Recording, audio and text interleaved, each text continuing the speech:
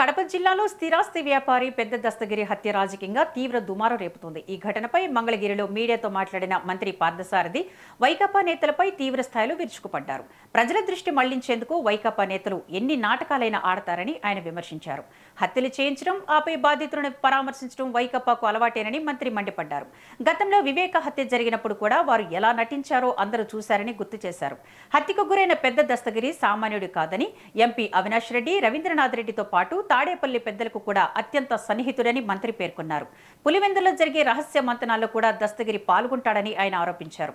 చీకట్లో సొంత మనుషులని చంపేసి పొద్దునే వెళ్లి పరామర్శ నాటకాలు ఆడుతూ పోలీసులను, ప్రజలను తప్పుదోవ పట్టించాలని చూస్తున్నారని ధ్వజమెత్తారు.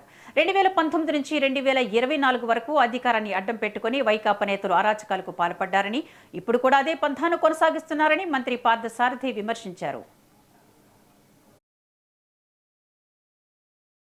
వారి పేరు బయటకు రాకోకుండా ఈ విధంగా హతమార్చడం, ఎలిమినేట్ చేయటం అనేది వైసీపీ యొక్క విధానం అని చెప్పేసి నేను అడుగుతా ఉన్నాను.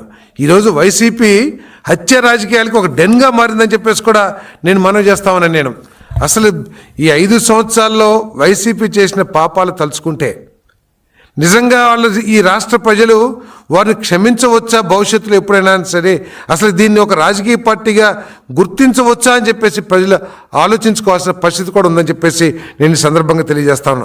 అన్నపూర్ణమ్మ ఆలయం వద్ద వృద్ధ దంపతులను బెదిరించి భూములు లాక్కోవటం, పోలీసుల సంక్షేమానికి చెందిన భూములు లాక్కోవటం, అదేవిధంగా బొక్కవంక జలాశయం వద్ద 35 ఎకరాలు భూ కబ్జా, రైల్వే ఉద్యోగుల ప్లాట్ల కబ్జా, ఇలా చెప్పుకుంటూ పోతే అంతులేని పాపాలు గత 5 సంవత్సరాలు చేశారని చెప్పేసి నేను మనవి చేస్తాను.